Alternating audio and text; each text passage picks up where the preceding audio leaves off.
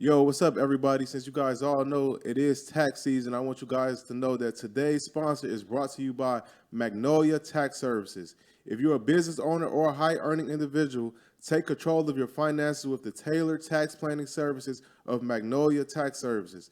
Their team of certified public accountants and enrolled agents specializes in maximizing savings for individuals and businesses by utilizing the latest tax laws and strategies. From complex business structures to high net worth individuals, they'll develop a customized plan to minimize your tax liability and increase your bottom line. Don't leave money on the table. Contact our partners at Magnolia Tax Services today for a consultation and get a $100 credit towards your service by clicking the link in the show notes. That's right, guys. Like I said in the beginning, it is tax season, so you want to make sure you tap in with my guys at Magnolia Tax Service today. And once again, that link is in the show notes. And now we'll get right into the show. Yo, welcome back to the greatest show on earth, the Man That Mindsets podcast. I'm your host, Xavier. But before we get this show started, I would like to advise all the listeners, all the watchers, if y'all mess with the channel, y'all find our channel valuable, y'all find the show valuable, to hit that subscribe button, hit that 5-star review, rating, share, like, all those things. We're trying to run those numbers up, so if y'all could do that, like I said, I would greatly appreciate it. And getting right into the show, I got another special guest, this guy that's killing it, man. He's been tapped in with the show for a minute, so I'm happy to have him on. It's my guy, Abram Mitchell. What's good, bro? Welcome to the show. What's popping, bro? What's good? I'm just happy to be here. Yeah. Again, thank you for having me on, bro. Definitely, Ready to get the people what they want. Yeah. We finna do the damn thing, man. So let's just get straight to it. So for the people, this may be their first time hearing you or seeing you, get some brief background on yourself. So I'm originally from Louisiana, born in New Orleans. That's where a lot of my family lineage come from. Okay. But I was raised in Baton Rouge. So Okay. that's where, I went to high school, went to primary school. And, I'm going to just skip straight to the point. I went to college in Lafayette, and that's where ultimately I got into real estate. Okay. So got my first deal wholesaling real estate, immediately dropped out. And He said immediately. Yeah, bro, school always been second nature to me. And what I mean by that is I was one of those kids that I was the class clown. Right. And it wasn't because, basically I was a class clown because I was bored. I never really had to sit there and pay attention. I always knew how to finesse getting an A on the test. It wasn't as far as cheating on people and stuff, but I just don't know. When it came to test time, pressure on, I'm going to perform. So I didn't really have to do too much to, be caught up in my schoolwork. So with all the free time, I'll just be talking, entertaining people in class. The teachers always tell me, all your friends is flunking out right now, but you doing good, and you kind of distracting them right now. You know what I'm saying?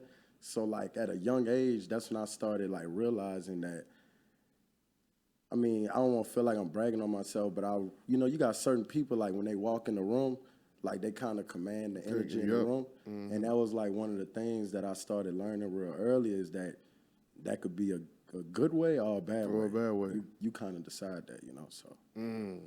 So, you said you got into wholesaling in college. You did your first deal. Yeah. Then you dropped. What was the first deal? So I made $35,000 on that first deal. Yeah. That's a good entry start to real estate. Yeah, I was like, oh, all right. Cool. So what kind of deal was that? How did that play out? It was just, a house, single family crib. Called up this client. They had 2 houses actually. So that one deal turned into 2, but we put it under contract for $100,000, sold it for $135,000. It took from my first day learning wholesaling, it took about 180 days to close my first deal. Really? So about, what's that, 6 months? Yeah. About 6 months? Yeah, somewhere around that time. So okay. It wasn't that long. That's in my shoes. That's not long, bro. Yeah, to get exactly. At that time, what you 18, 19? Yeah, I know I was 20. You was 20. So okay. I'm 25 right now. Okay. I feel old. I made 25 last month. I'm used to being the youngin', but when you was just talking about that earlier. Yeah. When you hit 25, it's like, all right. Yeah, you feel grown. Yeah, you feel a little different, Some of that wrist might have fell off. Yeah. That wrist tolerance. I'm like, it start going down a little bit. The older you get, you like, oh, shit, let me relax a little bit. So what got you on to real estate to begin with? So I want to kind of back it up a little bit. Okay. So I grew up in a household like where my parents, they was hustlers. Okay. Like I ain't watched parents getting up, going to a job. You know what I'm saying? Like my daddy, he a hustler. Like he ain't had his dad coming up. He come up in the trenches. Like, you know, so I'm seeing them busting their ass to basically give us what they never had. You know, you got that story where it's like my parents did their best, but my dad wasn't in my life. My mom, same situation. And like basically their whole goal is to do for us what they couldn't What do they for couldn't do. themselves. So I watched them get up and hustle every day. They own a glass company. So basically repairing and replacing windshields. Okay. I done been with them through the ringer. Like they done sold food plates out of trucks. Like I said, my dad, he's a hustler. He a 2-time offender. So Okay. he had to get his mind right, and that was when I came, you know. So that's when they started the glass business, and I'm gonna just say it again, I watched them hustle a lot. And then when I got to college, I got into the glass business myself. Really? Yeah, so like that entrepreneur spirit like was already there. It was always there. Again, I ain't see my parents clocking in the jobs. I got a job when I was in senior in high school. That my first job. I got one at Home Depot, and I was working at lumber. And I just remember like, man, I just remember being in there because I wouldn't get out till like 2:00 in the morning. I closed. So like Home Depot would close at like 11 o'clock, but it take like another 2-3 hours to clean up everything. Right. And I just remember this one Drake dropped Views. This was in 2016. I just remember riding home, listening to Views, and I'm like, This ain't I it. gotta change this. This ain't it for me, dog. Like this ain't it. Man, it was this woman that worked there. I forget her name, and we were just everybody talking on their break, and she was like, I've been working here for 30 years, and she was making like probably like $25, $30 an hour. And that was the scariest thing for me. Like I was looking at her and I was just like, I'm gonna do exactly what you like, I'm gonna do the opposite of what you do. Like, so by like within the next few weeks, I had left that job. That's when I went to college. And my first year in college, I was broke. Like I was broke, I ain't had nothing. I had a car that I could barely put gas in. I had friends that, like my friends, this my boys, my day ones, but I'd be like, hey, we going home this weekend because home was like an hour and a half away. The main reason I'm telling them come hop in with me because I'm like, y'all got 5, 10 on the gas. So we could, that ain't the main reason, but still like I remember being at points like that, just not being able to put gas in my car, going on. I remember like, I went on a date for my birthday. I guess it's good because it was my birthday, but I ain't had no money. And I was telling the chick, I was like, man, I left my wallet at home. But the whole time, I really ain't had no money. She paid for it and everything. But it was just going through things like that ultimately got me into, the glass company. Because my first year, I just didn't have a job. I just went to college. And then by the time that first year was over, my plan was to go hop in the plant because that's what you do in Louisiana. You hop in the plant. That didn't really work out, so I just picked up the glass company. I'm like, Dad, like, put me on this glass business, and I started doing that. I started making money doing that, and I ultimately went and got my own, like, car wash up where I was at in Lafayette. So basically what I do is I work out a deal with a car wash where I might pay you $500-$600 a month to be on your location. And my main hustle was somebody will pull up with a chip on their windshield and I'll repair it. Right. And insurance covered it. So it was free of charge for them. It took about 5-10 minutes. You had a full service car wash. People already waiting to get their car wash. So I knock out about 5 to 7 of them. I'm making like $300 in a day. Right. So my sophomore year of college, I'm starting to make money. You know what I'm saying? I'm feeling good about it. I'm like, shoot, I'm rich. You know what I'm saying? When you at zero, anything above zero make you feel down there like you balling. So, at the end of the day, I'm a growth junkie. So did that for enough time, and it got seasons in it where it get real slow. So I was looking for the next play. And like I mentioned, my father is an entrepreneur. He had the glass business, and then when fireworks season came around, did the fireworks stand. So I would say at about like 13 years old, I started running that stand. I started running it like, get up and open the stand at 6 a.m. I'm there. I'm telling grown men what to do. That's like 30, you know what I'm saying, 35, 40, because I'm the son. Right. So I'm making the register drops, making sure the money good, making sure we ain't got no fake hundreds, making sure people working. And I'm a youngin' doing that. And that was like, it gave me a lot of experience, you know, where I'm at now. So Right. it came a time where I was like, all right, I'm gonna open up the fireworks stand in Lafayette. Like, I'm not gonna step on my pop's toes and do it where he at, but I'm gonna get the game, go do it in another city. Yeah. So I was gonna do that. I was looking for locations, and I remember my dad's sister, so my aunt, she my uncle, her husband, she married. This man was doing real estate, and he was like building houses. That's what got you. Okay. He was building houses. So I'm like, man, let me call him up, and you know, like I always tell my dad, I say, hey, your sister husband, that's my rich dad. I'm not gonna say you my poor dad, but you the one that taught me the blue collar hustle, Right. and he the one that brought me into this white collar world, because it's a little different. It's you know? different. I remember the first time I called him up and kind of asked him about it, I was like, he was telling me like, you gotta get your credit right, you need to like, you know, finish school, get some money, and then, you know, it turned into me eventually flying out there and, you know, in Nashville. So that's where he stayed at. Okay. And kind of seeing, you know, what he had going on there. So I'll just fast forward a little bit. Eventually, you know, just through having convos with him, he told me, he was like, man, they got this little 19-year-old, they might have was Paul, but they got a little 19-year-old making six figures in real estate. And you don't need no license, you don't need no credit. So I'm like, man, all right, that's what I was looking for. Like, this is what I wanted you to tell me from the first time jump. I asked you about real estate. But at the end of the day, it's a time and place for everything. So he finally mentioned that to me, and that's ultimately where I just fell in love with wholesaling real estate. Like, I just started doing research. I started looking at Wholesaling Elite Live, that podcast, Real Estate Disruptors. It's a lot of them out there. And I started seeing, like, young kids, 19, 20, under 25, getting it in the game. So I'm like, all right, cool, let's do this, you know, and I'm head first with everything. So what happened was I'm a new, so shout out to the news. I was going to, I'm involved with everything I do. So I was vice pole mark of the chapter, and due to having good grades, I got flown out to this conference in Atlanta. So what I did was they flew me out to Atlanta, and I called them and I said, make my flight returning, go to Nashville. Because I was like, bro, I got to get to Nashville. And I told my uncle, I said, put me in front of the best wholesaler you know in town.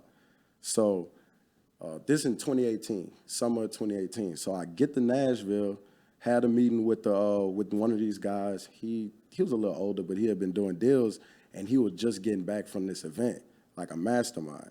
So he really just started pointing me in the right direction I needed to be in. He was just telling me, like, bro, just start. Just start. Like, I just always, go ahead, you go. No, you good. He said, I was just reiterating. Just go ahead. And he was like, you know, he just kept saying, don't get paralysis by analysis. You know, just do it, do it. So I flew back home, and that's what I did. Like, I got to it, and I was still having my glass business. That was a blessing, because I was funneling that money into my real estate company. So I'm out there at the car wash. Anybody from Louisiana know, in the summer, it's over 100 degrees. Humidity, everything. I'm outside sweating, doing the car wash jobs, and at the same time making my first calls in the real estate game. So multitasking. Yeah. And then you said your first deal you got 35 racks. So then you said you went to school and dropped out. Yeah, I dropped out. So when I flew to Nashville, I came back. This around August of 2018.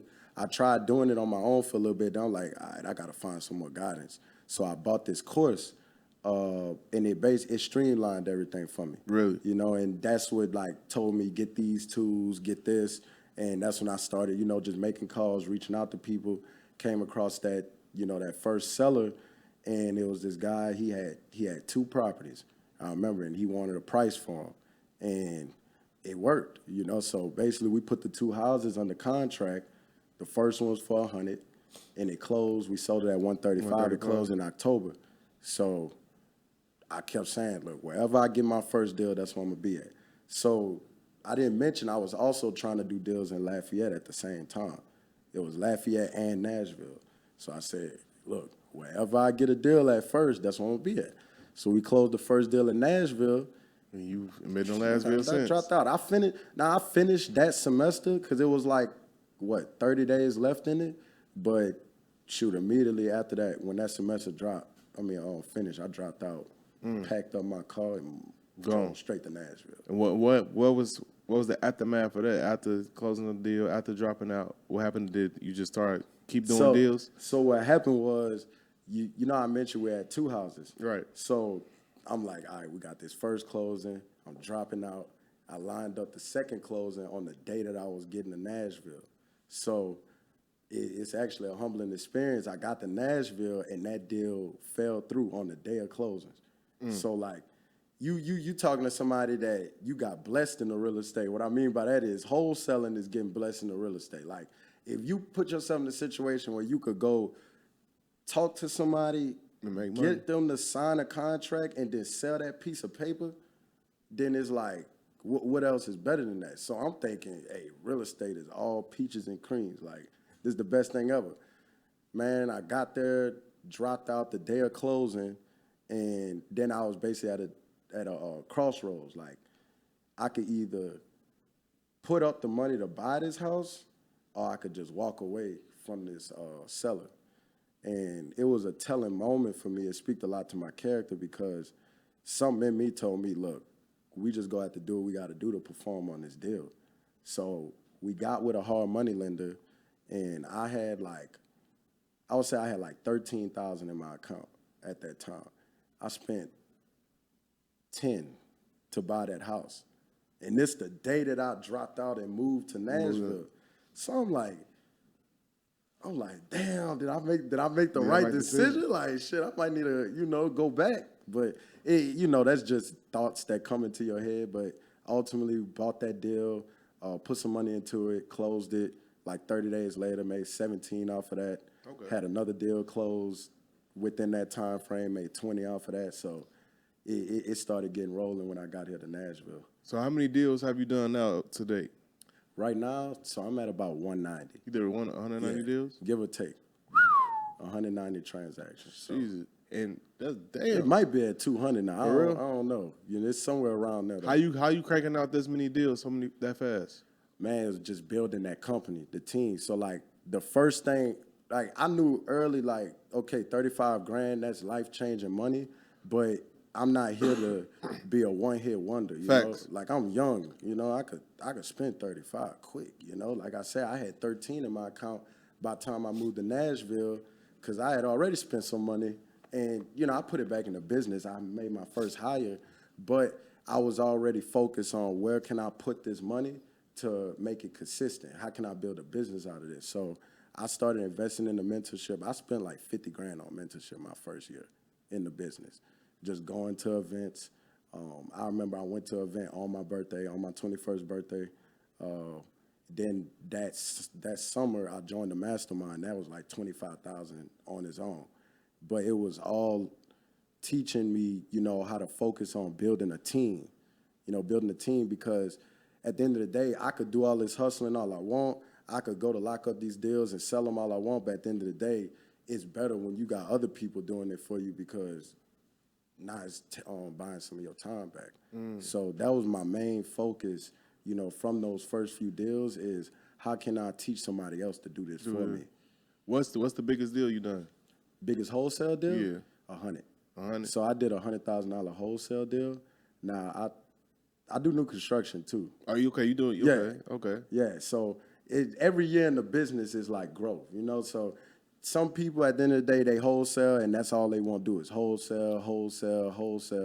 But again, like I started selling deals to these investors and seeing them really hit the lick, and it took for me making $24K on a wholesale deal and seeing that person flip that deal and make $200, and I was like, all right.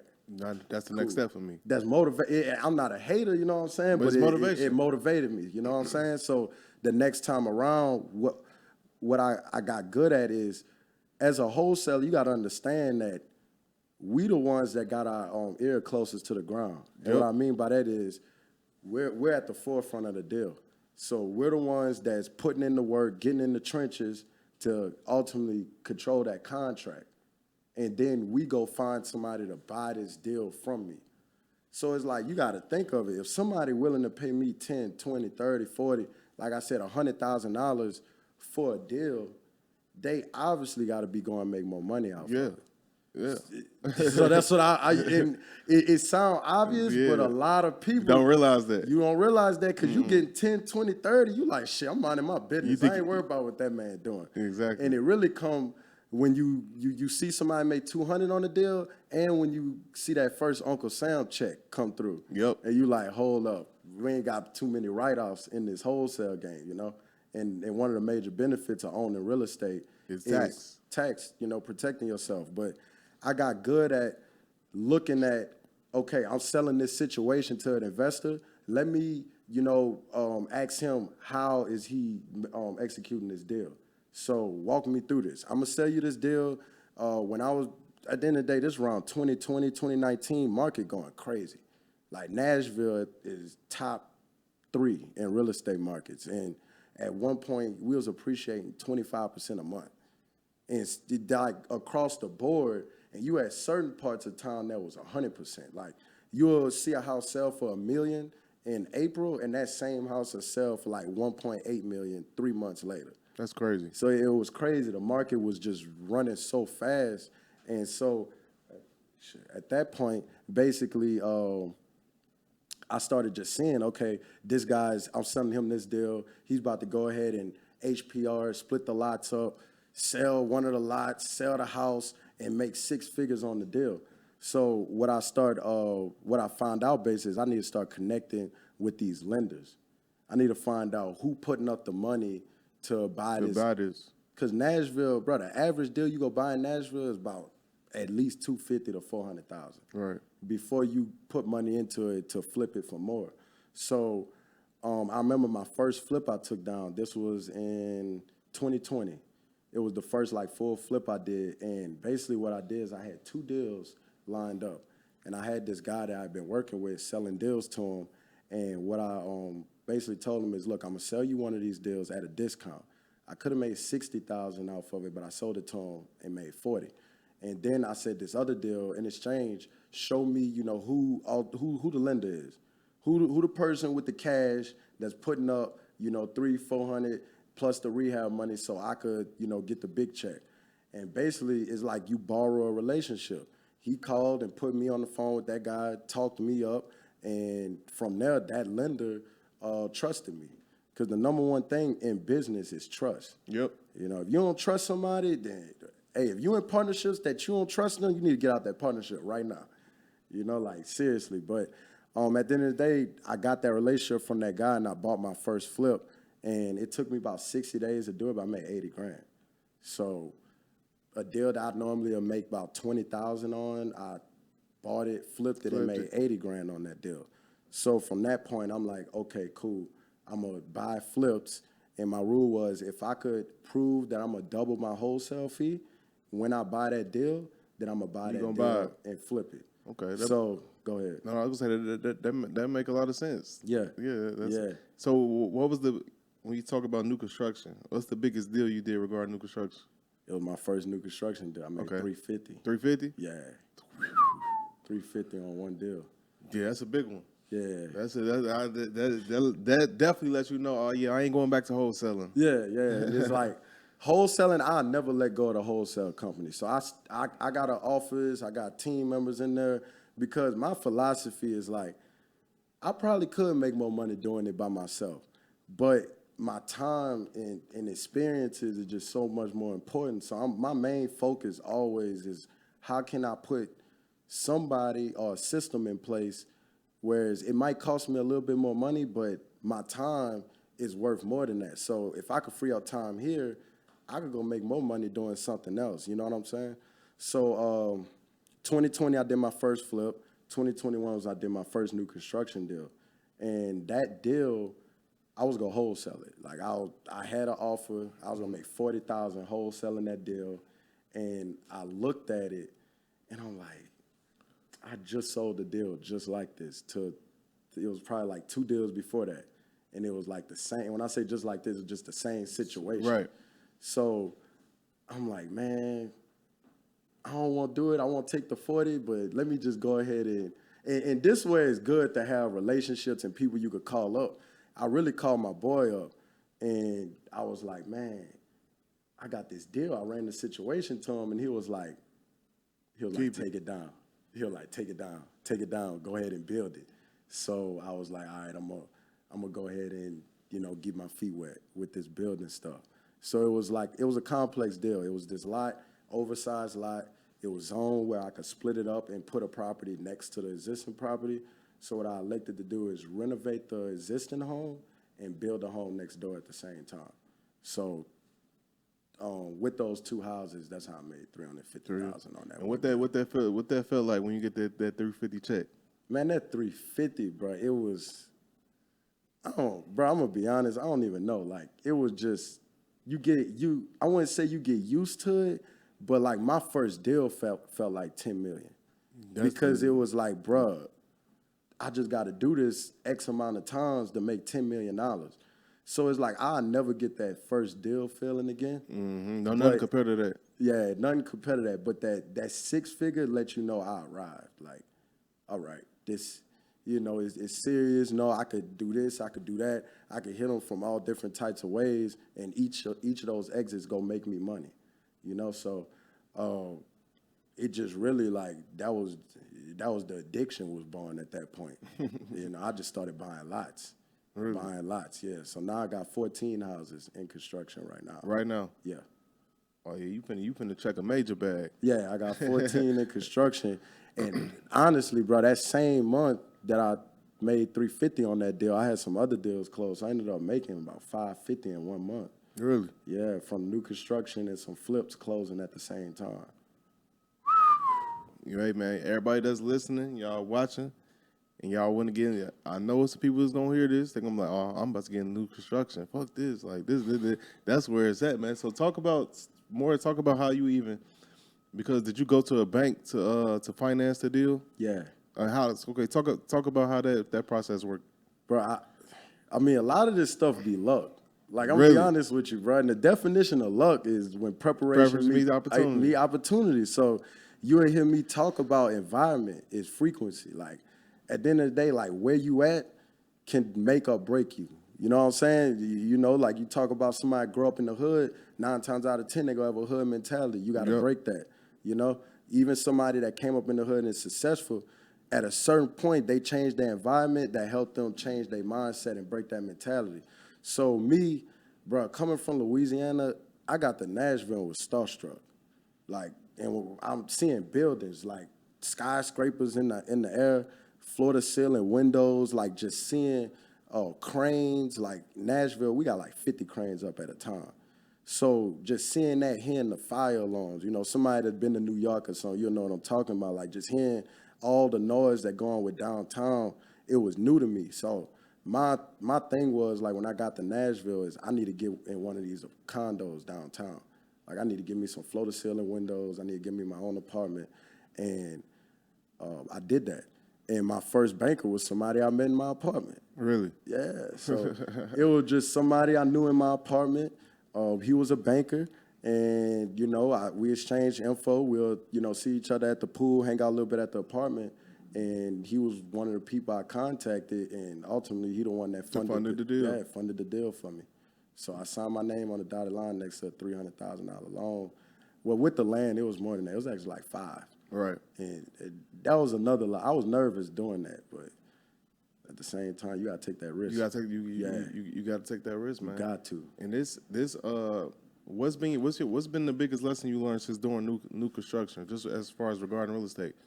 So when you get into new construction, you gotta understand that your cash conversion cycle gonna change. So deals that I'm normally making, like I said, that $350 took me a year to get. That 40, I'd have got that in 40 days. Right. So you got to understand that it's going to take you longer to capitalize and get that check. But at the same time, everybody know bills come. People say every month, but shit, bills come down there every other day. Facts. They come every other day. So cash flow is very, very important. Extremely important. If you thinking about getting into new construction, you need to be making money. Like And Already. You got to be making money monthly. So if you don't have like a W-2 income job paying you at least, like emphasis at least 6 figures, then you should go the route of getting into wholesaling, getting into something that could produce you high income, but could produce it on a monthly basis, 14 to 30 days. Because you're going to need money to execute that project. Land is the biggest risk in real estate. Unless you're using it for a parking lot, which everything, not parking lots, it's worthless. You got to develop it. You got to have some type of structure on it for somebody to pay you money for it. Right. So up until you complete that project, you in the hole. It's unrealized gains, like investing into a stock and that shit going all the way down and the company going out of business. Yeah, it looked good on your phone, but you ain't never capitalized. You ain't never capitalized on it. You got to think of new construction like a business. They say like a business not successful until it exit. That's facts. Because it don't matter what the projections or what the valuation is increasing. If you ain't seeing that, if you haven't seen it yet, it's just on paper. Exactly. So you got to understand that that's what you're going up against dealing with new construction, and that's something that I learned by doing. Like, oh shit, I done bought all these deals that I normally would wholesale, and I went to adding up, and I'm looking at the deals that I took down. That's like $400,000. In just assignment fees. Right. Just on what it could have been or what it would have been. But of course, the new construction side is way more than that. It's triple that. Right. So, you got to put it on the line to get to that bigger check. And you got to have, to do that and have the mentality, you got to have a lot of foresight too. Yeah. So, because a lot of people going to fold knowing like, man, I ain't trying to wait no 10, 12 months to get this big check. I need a bag right now. I'm going to just settle for this 40. Because that might be, with some people, that might be all they really care for or want for real. That's a lot to them. Everybody goes different. Right. Everybody goes different. So somebody going to be okay with the 40 if it's there to you. Now, you got experience. You might be like, no, I need at least 200, 300 for this if I'm going to do all this work. So I like that game that you just said. Make sure you either got some W-2 income or you got you wholesaling to get that bread money, bro, to hold you over. Cause you gotta generate income. The thing with entrepreneurship because a lot of people don't talk about that, bro. Because the entrepreneurship is not like a job. Ain't no guarantee check on the first and the first of the 15th. You gonna eat whenever you eat, and sometimes it might be a flurry, and sometimes it might be some dry seasons. Yeah. So you went through a dry season, bro. Man, we all had sometimes the dry season, bro, you gotta go through the dry season. You have to. And you never realize, well, I'm not gonna say you never, you start realizing it the more you go through. But my first dry season, bro, I'm like, it tell you a lot about yourself. Really? Why is that? What it tell you? First of all, how long was your dry season? Man, it was about 5 months. 5 months. I'm talking $0. Nothing. And it came in 2019, and it came off of a good month. So I had just made like 65 grand. My account, I think it was the first time I had $100,000 in my account at one time. And I was in the point where I was trying to hire people. That's the hardest part of business. Yeah. But once you crack that code, it's like math. You know what I'm saying? Creating a system that could train eight players. But I ain't had that system at that time. So I was putting a lot of trust in the people, and we wasn't getting the results. But I was still spending the money. Still spending the money, and it's kind of demoralizing when you just watching it go down. Just you hear that saying, savers are losers, and like I wasn't saving money, but I had a bank account, and I'm like, shit, I don't want to drop. You know when you get these little mental notes in your mind, I ain't going under this. Like under this, I'm broke. Yep. It's just as good as zero. So I'm just watching it go down, and I'm like, and you gotta do something. Gotta do something. We getting deals, they falling through. COVID was creeping up, and bro, I want to say my account, it definitely got under 10 grand. Like I was definitely going down to zero, and I was like, all right, I might need to go ahead and hustle a glass shop out here, and go make some money so I could have funds to put in the business. But shit, God always come through. God always come through. That's the first core value in my business, dog. And hey, that's a, you know, it's as business people, you know, people always see the wins we have, and that's a big part of it, and it's real. But it's another side of that, because the wins ain't something that's always happening. We go through those seasons. Shit like that happen. Every entrepreneur I know that's successful, they've been through that. Yeah. They've been there. They had a season where it's like, man, it ain't going right now. It's been good. It's been a dry 3-4 months. I need a bag. My bag getting low. It happens. It happens to all of us, bro. But in those moments, a test like that, because that's all it is. It's just a test to see like if you really built for this shit. Is this truly what you want to do? Yeah. Because a lot of people gonna fold. They're gonna be like, fuck this. I'm running to the job. Yeah. I ain't doing this no more. This too hard. Like, talk about when you going through those seasons, the mentality you have to know like, oh, it's brighter days coming, and not to give up. Yeah. Like, how do you stick with that? Stick with like, man, one thing I gotta say is like you will hear people on Instagram always talking about, or you will hear people say like, Instagram, you don't show L's, you just show dubs. But like, it's not for that. Exactly. Your L season is for you. Between your two ears. Exactly. Like I was in church yesterday, bro, and the pastor said a lot of us deal with pain alone. Well, everybody got their alone pain. And that's, at the end of the day, that's what's going through your mind. And when you going through that L season, don't nobody know the answers except for you. You know what I'm saying? That question you got to answer is not can I, it's will I. Will I? Because it's always can I. Nothing impossible. Nothing under the sun is created twice. You got all the tools here, you just ain't got in front the right one yet. Yep. So it came to that point to me like, who am I? Like, am I somebody that's go quit, fold, or am I somebody that's go figure this out? And with God, you know, and faith, that domino always go fall. And when you in that season where you feel like you just taking so many L's and things not going right, that's really because you wasn't ready for that dub yet. You wasn't ready for the blessings, for the responsibility, because money just a product. That's all it is. It I thank God for blessing me with opportunity and situations. I don't thank him for blessing me with $1. Facts. Because you could see the worst person in the world and the most fucked up people could be rich because they do the necessary things to produce money. Exactly. So it's a product, you know. So at the end of the day, go ahead. I said that's game. Yeah. At the end of the day, like is millionaires. You gotta be a millionaire in your head because people become millionaire by practicing millionaire habits. And then eventually the execution line up and you get the result. You to everybody else, it looked like it was overnight, but you weren't with me in the. What did he say? You weren't with me shooting. You weren't with me shooting in the gym. That's a fact. You weren't done. Yeah, I say it all the time, bro. You got to be a millionaire long before you got $1 million in your bank account. Meaning you gotta, like you just perfectly described it. You gotta have those habits, bro. Whatever that is, whatever industry you in, you gotta see who's successful in this industry. Let me watch them.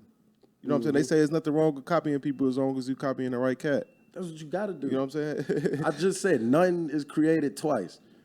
Any new thing you see, even the technology, the AI, everything they use to create that is here. It's here. Where you think they getting it from? They got. You right. You talking some shit, bro. That's damn, bro. That's very, very powerful because it is. Like you said, we talk about the wins all the time, and I love talking about the wins. But the reason I like talking about the losses because the losses it bring more out of you. Like to win, it's gonna require a lot out of you too. But to come out of an L, it's gonna require even more. Because when you winning, it's easy to be strong mentally. It's easy to have a good attitude when you're winning. Everything is easier. It's easy to be like, oh, we about to do this, or I know I could do this because everything going good, but what about when it's going bad? Do you still got that mentality that you like, no, can't shit stop me, or I'm gonna get it right, or I'm still gonna be disciplined, I'm still gonna have a good attitude, I'm still gonna put my best foot forward? Is you gonna have that mentality? And I've been seeing plenty of motherfuckers that didn't completely fold when shit went bad. Yeah, it's like it tell you it's gonna. You don't know who you are until you really going through some shit. Till you face adversity. You face some adversity. And then you do what you said you was going to do in a moment's adversity. That's when you're going to be like, no, I'm really that motherfucker that I think I am. Like, I'm gonna ask you this: what make us remember Michael Jordan so much? Man, what make us, from my opinion, beyond the wins is knowing that all those L's he took to Detroit before he got to the win, knowing coming out of retirement, going back, getting back on top, and not leaving. You know what I'm saying? So he pretty much came to Chicago, a fucking 20-something win team, and built them up to success. Yeah, and it's like when they paint the picture of Jordan, what you go see? You go see the flu game, Yup. or you go see the story of him not making his varsity team, Yup. or you go see the poster of him missing 10,000 shots, Yup. or Thomas Edison. You go see how many times he got it wrong before he got it right. So it's like the proof in the pudding, and what we get. We in this instant gratification era, where it's like we got access to everything, and like us, everybody around our age, we got caught in the middle of this because it's like we got a little taste of the world before that, and then we got this world. But it's like you could just go get McDonald's when you want to. You get fast food. You can get online and order clothes this fast, and what that does is it creates the norm. Like I gotta have this right now. You might get on Instagram and see me saying I just made $500,000 in a month. Exactly. But I ain't posting on Instagram that I blew through 100,000. You know what I'm saying? So what people start doing is they compare themselves. Comparison the thief of all joy, and they attach a time frame to their success. But at the same time, what you got to remember is that your plan is not somebody else's plan. God got a different plan for all of us. Mm-hmm. So it's like, I done seen people come through, because I teach people how to get in real estate too. And one of the first things I tell my students is you go see people in here get a deal in a week. You might be the person that get a deal in a week. But you might also be that person that it might take you 7 months to get your first deal. But what I don't want is for you to think short sell yourself, make you lesser, because you saw somebody else bubble a little earlier than you. Because the Lil Baby said this on his song. What he said, it ain't about first, it's about who lasts. Who lasts. Yeah, so it's like, that shit stick with me. Like, no, it's a marathon. It ain't a sprint. That's all business is. It's nothing but who gonna be here the longest. Is you gonna be really able to stand the test of time? And because success ain't really nothing but longevity anyway. Anybody can have a winning season, a winning year, or whatever like that, and that's commendable because that's hard to do. But at the end of the day, you want to be in this shit 20. It's this interview that Birdman did, like when Cash Money was coming up. He said we ain't no fly by night, and we gonna be here. We gonna be here to stay. And that's how I look. That's how I look at life and business. Like I'm doing this. I'm gonna be here to stay. I ain't going nowhere. I know what you talking about. I know exactly what you talking about. But that's real though. That's real. Like man, because you like I said, anybody could have a winning moment. You know what I'm saying? It's just you want. Don't get hyped for the moment. Don't get hyped for the man. You want to be a legend in this shit. You want to have a real legacy. You got to have longevity.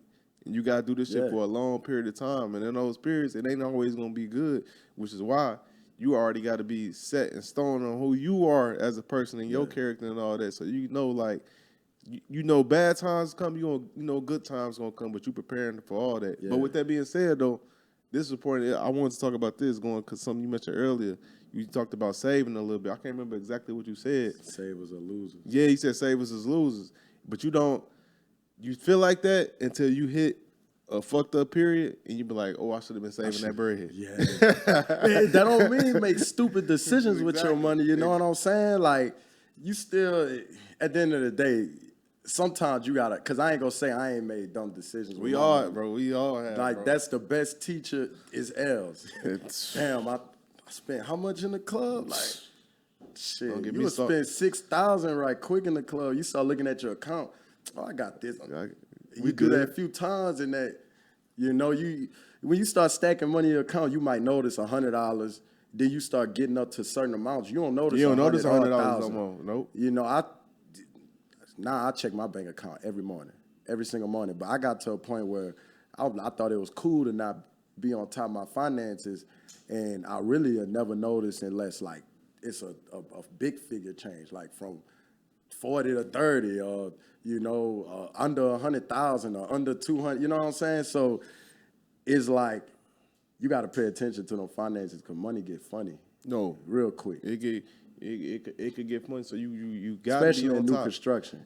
I bet. Cause one thing what you would do in new construction, I made this mistake too, is you will rob Peter to pay Paul.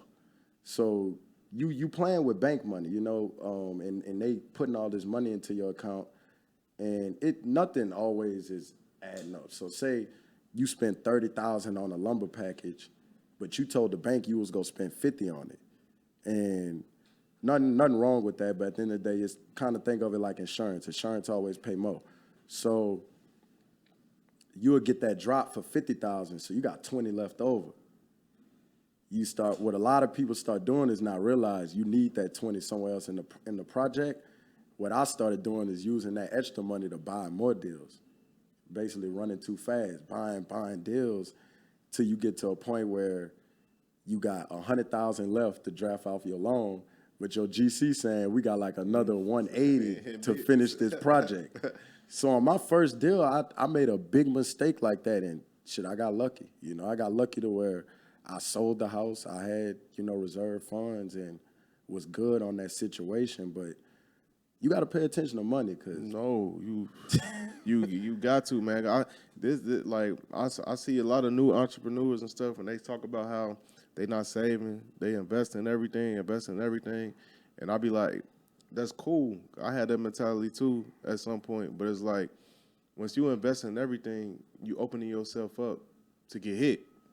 And if you get hit, it's business at the end of the day. We all can get hit. If you get hit, if you don't got that blanket or that reserve to fall back on, you're gonna be fucked. It's gonna put you out. It's gonna put you out under all that shit. So we all want to be investing, putting our business, handling business, doing what we need to do. But at the end of the day, you need those reserves too. Ain't nothing wrong with having a look. You don't want all your bread sitting in the bank, but ain't nothing wrong with having some bread sitting in the bank now. Yeah. You gotta fucking save your money so it can save you in some fucked up situations. You want to get into new construction, you gotta have money in the bank. Like that's like the biggest risk in real estate is development. In 2008, like that's what put a lot of people out the game is having all these loans, 20, 30 million in loans, and the bank saying, you gotta come up off that, like right now. I don't care about none of that. Like you come up off that or we come and foreclose and take everything. Taking everything. And messing your name up. So your name is everything. Yeah. That's facts. This the final question I got for you. I got two. So the first one is, what's your top 3 books? Yeah. And the second one is, if you have a message to somebody that's listening to this and they was where you was at when you was in school, you trying to like figure out like, man, what I'm gonna do? Like, what's your best piece of actionable advice for them? Yeah. So my top 3 books is of course Rich Dad Poor Dad. Mm-hmm. That's one of the first books that like I can just remember getting into and like falling in love with the concept of that book. Me too. The Laws of Human Nature is like a dictionary. I'm reading, that's by Robert Greene. So if you heard of 48 Laws of Power. Yeah, he wrote that too. Yeah, I ain't read that one, but The Laws of Human Nature is the one that like, I'm constantly reading that book. Like why is that important to you? Bro, because one thing is crazy is you could be young. I've been doing this since I was 20 years old. I'm 25 now. But what happens is when you experience success as a youngin', a lot of people, they come to you and they telling you, bro, you got it all figured out. Like, I wish I was, doing this at your age. And you'll start believing that. Yep. Because in this day and age, if you got money, you got everything. You got everything. Out. You got respect. In America, you got everything. You got everything. And like I just said, you had the most fucked up people being rich out here, and everybody think they just all good. And what I start realizing is like I started believing that, but getting ahead of you living life, you get humbled. You know what I'm saying? So I started paying attention to like, as a man, you got to know how to control your emotions, keeping your mindset, just that balance all around, even your health. Checking your ego. Your health, staying, working out in the gym, because the other side of entrepreneurship is burnout, and bro, like you think in your mind that I'm young, I'm good, I can work, but when you don't pay attention to that, you'll start feeling it in your body. Like I start getting to points where I'm struggling to make it through a day. Sometimes you forget to eat. You wake up drink some water, look up at the clock. It's 5 o'clock. You like, damn, I ain't even ate I ain't nothing. even Like, ate. you probably could speak today. You know, Yeah. once you get in motion, it's like It's I'm not worried about nothing else. yeah. You know, so that was like a real big teacher for me, just learning that shit. I wanted to make money as fast as I can, so then I got that checked off. But I still got a lot of areas in life that I can work on. That's what's exciting is that you could still get that much better, and those things just gonna make your pockets bigger. So, But that's a bar, boy. That's a fucking bar. Because that's a lot of times as entrepreneurs, we do just focus on. We could get caught up and focus on one area of life without knowing you got to be well rounded in this shit. If you going back to, like I said, if you really want to have that longevity, you got to make sure your spirit right, your mental right, your physical right. You know what I'm saying? Not just your pockets, but a lot of times we do just focus on the money, getting the money, and neglect a lot of those other things, and then start wondering why, like, man, why I feel like I'm depressed, or why I feel like I ain't got no mental clarity, I ain't got no peace of mind. It's because we neglecting all these other things that we need to be focusing on. Because it don't fucking matter how much money you got, and when at nighttime you laying in the bed and you thinking like, man, bro, like why I ain't got no peace of mind. bro, one of the best like pieces of advice I got was how you think about yourself alone is really the like that tell you where you at in your state of mind. Not like whereas you gotta learn how to block out the compliments. Cause if you believe in when they tell you the best, you go believe in when they tell you the worst. Yep. So reading books like The Laws of Human Nature, Culture Hacks, that's another book by David Deal. That's a real good book because it talk about the difference in thinking from the Western Hemisphere to the Eastern Hemisphere. And we, in the West, we taught to think straight line. And in the Eastern Hemisphere, Asian, all on that side, the East. I ain't never been there, but they think more circular. It's not like it's a right or wrong, but everything is perspective. In reality, the truth is really the perspective, the lens you see it from.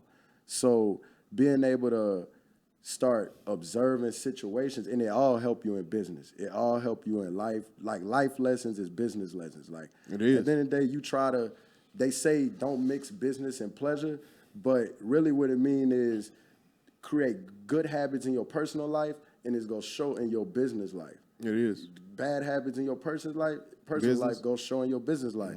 So just learning how to, analyze situations without even necessarily speaking and not, dictating the outcome, but still knowing like what the outcome might be or how to deal with certain people that you come into business with, So that book was real good. Culture Hacks by David Deal. So when I started picking up them mindset books, and I already like, I'm a visionary. So I never thought I was like this, like extra smart person or gifted with these talents. I just like always felt like, they say time your greatest asset, but I always felt like I ain't had time. I always felt like that. Really? And it's because I heard this quote by Tupac one time. He was like, a black man in America, you got till you 30. Because what a good percentage of us share in common, by the time we 30, we got a kid. Yep. We might have been to jail. I ain't been to jail, but a lot of my friends have, Or you in some type of life situation, and at that point, the system just sucking you dry. So, like, I heard that quote, but even before hearing that quote, I just always felt like I ain't got time. And it's a blessing and a curse, but I just always felt like, shit, I could be here today, gone tomorrow. That's facts. And it's witnessing death, you know what I'm saying? Seeing, like watching people die, like in person, seeing it that's probably what opened my eyes to that. It's like, damn, we were just playing basketball, now he on the ground dead, you know what I'm saying? I'm like, no, I'd be like that. You could be here today, gone tomorrow, and the definition of an asset is something I could control. I can't control time. I could dictate how it worked for me, but I can't stop it. They could do it, but I can't make the clock go backwards, none of that. So time is your greatest liability until you have a healthy mindset and know how to control it. Then it becomes your greatest asset. 90% of people don't know how to use time. They wasting it. They wasted. That's a wasting bar, dog. Like, for real. And that just come from me just thinking, like, nah, bro, like, it sound good to say that. It feel good, but is time really an asset for you? You right. Time is not if you wasting it, it ain't an asset. It ain't. Because you don't control it. Because you wasting it and wasting it and wasting it. Yeah. So I go off this motto, progress over perfection, bro. It's tatted on me. Right there. Yeah, it's tatted. No, tripping. Yeah. I'm tripping, but it's tatted on my own, bro. No, that's if I could get better every day, then. No, you just made me think of something differently. That time thing you just said, that's a bit. I'll say this, how I see it is, I'd be like, I got time to get it right, but I ain't got time to fuck around. Yeah. You know what I'm saying? I ain't got time to waste. But I got time to get it right, but no time to fuck around and waste. You get complacent. Yeah. Like, my best mentors is like, bro, you will never find somebody that's truly wealthy and they just sitting on their ass lazy. Unless they retired. Yeah, and even retired people, they still work. They don't, but is it really work? Nope. Is this work for you? Nope. You know what I'm saying? So it ain't. You got to do it. You got to fall in love with it. You got to execute it for it to really become your passion. But it's like, we ain't getting rich to sit down and be lazy. Like, this life is about how many people you could touch, so you could touch, how much impact you can have, how much help you. Because that's how I look at money. I'm like, man, the more money I get, the more I can help people. The more I can do all the dope things that I'm passionate about and impact more people, impact my family. You got the touch, huh? Like, you a first generation. Yeah. Exactly. First generation. It's like, for a lot of us, the job ain't finished. We just catching up. The race, like, I'm not going to speak on too much, but I mean, shit. We ain't just born with this. Like, real estate, some people that I come across, they got it already. This person, such and such, passed away. I just inherited a farm, this and that. So it's like, facts. You don't even realize that we just caught up. So now the real work is figuring out how we could keep it for generations. That's after I'm dead and gone, like, we good. That's gonna build on what we've been doing. We good. Damn, so you gotta have that money making mindset, bro. Got to. And my final question I have for you was, what's your best piece of advice for somebody that's watching this, listening, that was where you was at 5-6 years ago? Man, I'm gonna give you the best piece of advice that I got. One of my mentors set me down one time, and it was when I was contemplating dropping out of school, and he told me, he was like, Abram, you only got 100%. Like, you ain't got 150, you ain't got 200, nothing. You got 100%. That's it. You choose how you use that 100%. You could try to give 20 to school, 20 to your business, 20 to your other business, or you could get that whole 100 and put your head down to one thing, really execute it, and then it's going to open up all those other opportunities. So, like, for anybody watching this, it's easy to get on Instagram. It's easy to get on these podcasts. You go hear me talk about real estate. You go hear somebody else next week talking about Forex. You go hear somebody else talking about flipping cars, stock. Yeah. The reality is they all work. If you could find somebody that then created wealth through it, that means, like I said, nothing created twice under the sun. Yeah. But you got to focus. And you can't work off of what happened is you see this podcast, and I done it before. Shit, that's another story. But I got a Sprinter van because of this. From seeing some damn shit, getting motivated briefly, and saying, all right, let's go do this, you know? And what I tell people is motivation is an emotion. You can't, yes, motivation is a great emotion, great feeling, but you can't bank off your motivation. Because what is emotions? That shit go up and down. Up and down. But focus and commitment is an action. You decide to be focused to something. You decide to be committed to it. So I don't wake up every day feeling like doing this. I don't. But at the end of the day, some days, a lot of days I do wake up motivated. But there's also a lot of days where I wake up and I'm like, damn, I'm just not feeling it. But that focus and that commitment, and you know, that why, all of that together is what ultimately make you get up and keep practicing those habits that got you where you at. So it's only 100% of you. Choose where you put your focus at. That's a bar, bro. And I can't say nothing better than that to wrap it up. But before I let you go, bro, I want to say I appreciate you taking the time to come out here, come on the show. I appreciate you. Gave a lot of gems and value, and I want you to, before I let you go, plug in all your stuff where people could follow you, like everything you got going on. Just plug. Yeah. Well, before I say that, bro, shout out to you, dog. Shout out to you and your wife, your lady, because we need more of this. Thank you, like bro. Giving us this platform to, go inspire people. Because ultimately, like I just said, I mean, money is cool and all, but how many people you change? Like Jay-Z said, over here we measure success by how many people successful next to you. Yep. Over here we say you broke if everybody broke except for you. So it's like you opening up a podcast, building this platform, and also most people don't see these L's. This shit started as one or two people or nobody tuning in. Yep. But you knew, hey, people, the streets need this. Yep. They need this. That's so facts. I want to thank you for, building this platform, because without stuff like this, you done heard me say, I got into this by, being on platforms, watching platforms like this, observing other people like me getting on here and telling their story, telling their truth. So thank y'all for that. Man, that's love, bro. For anybody that want to get in contact with me, my name on Instagram is my first name, Abram, Abram, my last name, Mitchell, MITCHELL _. That's how you can find me everywhere. You hear me talking about triple M method, money making mindset, bro. Yeah, I love that right there, man. Yeah. Y'all tap in with my bro Abram on everything, man. Y'all heard all the value he just brought on the show, so definitely tap in with bro. And y'all can find me on all platforms. I'm on Instagram at the official Xavier Miller. I'm on TikTok, Twitter, everywhere else at Xavier C. Miller. And y'all can follow the Millionaire Mindsets podcast on all platforms as well. And that's all I have for y'all on this episode of the Millionaire Mindsets podcast. See you guys next episode. Peace. Gotta get your brain right if you're trying to make $1 million. If you ain't gonna do it for yourself, then do it for your mama. Only stay surrounded by them people if you know they solid. Elevate your hustle up today to double up your profit. Trying to learn some game, Xavier gonna talk about it. No Deanna, speak that shit that everybody vouching. Ain't no more excuses valid. Get up off the couch and get up in your bag. To your bank account, need an accountant.